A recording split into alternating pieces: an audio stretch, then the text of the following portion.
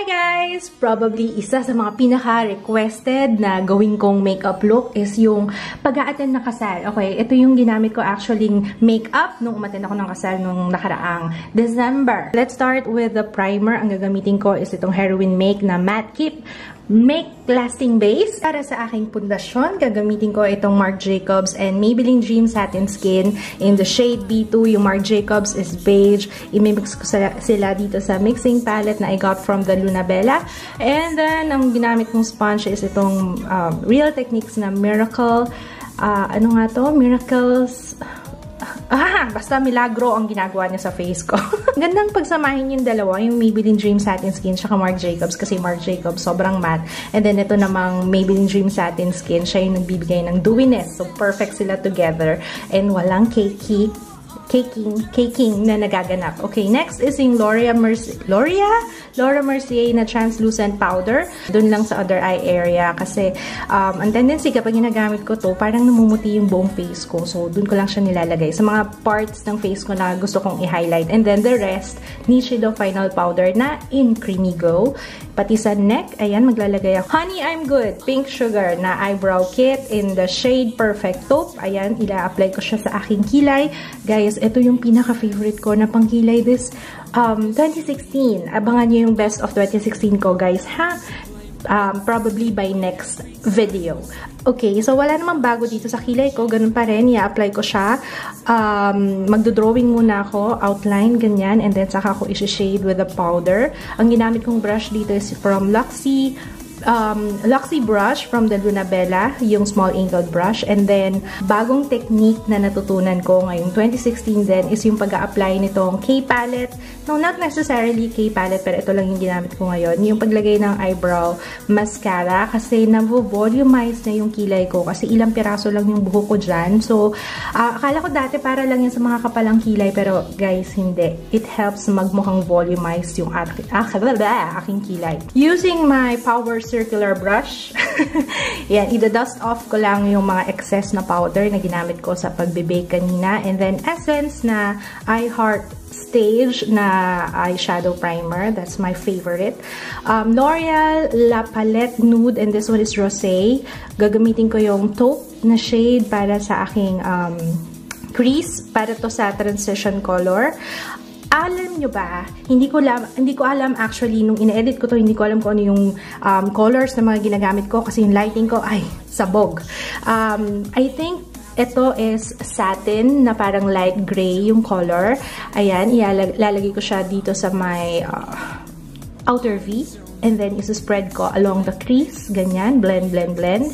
Medyo may, satin siya. And the next one is itong silver na, Joanne, ayusin mo yung lighting mo, ha? Nahihirapan akong actually makita kung anong kulay talaga yung shade na yon.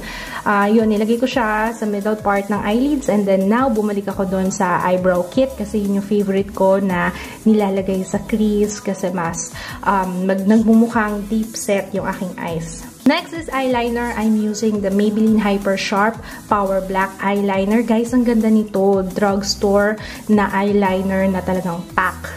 Very good. And then the same shade na ginamit ko kanina sa outer V, ilalagay ko siya sa lower lash line.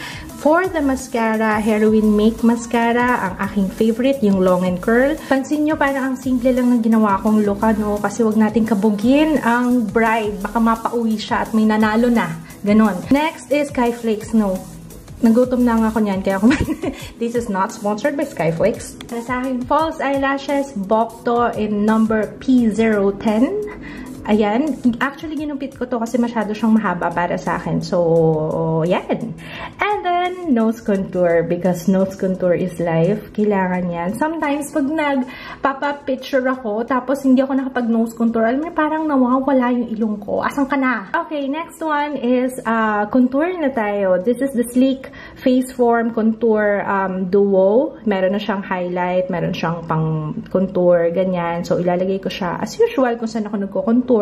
And then blend, blend, blend, pati dyan sa may bandang hairline, pati dito sa ilalim ng jaw, para ma-hide yung double chin, you know. Okay, so after 48 years, magba-blush na tayo. I will be using yung EB Advanced na Fig very light lang yung ilalagay ko. At baka mas makapal pa ang blush mo kaysa sa Bride. Okay, so next one is highlight. I will be using itong Sleek Makeup na Solstice Highlighting Palette. Yung cream muna, ilalagay ko siya dun sa aking nose bridge. Cream na color dun sa powder na to So, yan, ilalagay ko siya dun sa high points of my cheeks, sa nose bridge, sa Cupid's bow, sa chin, and then dito, dadayain natin yung ating what do you call that? Collarbone para mas emphasized siya pagdating sa picture.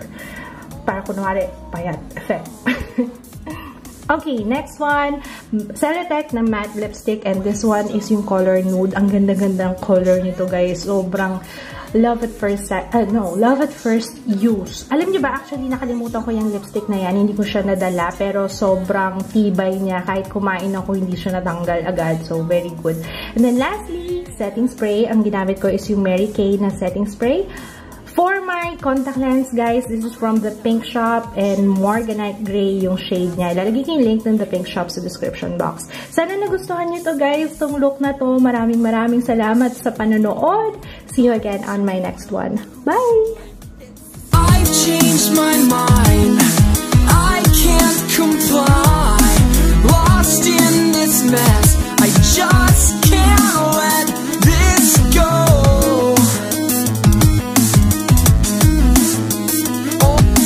Waste all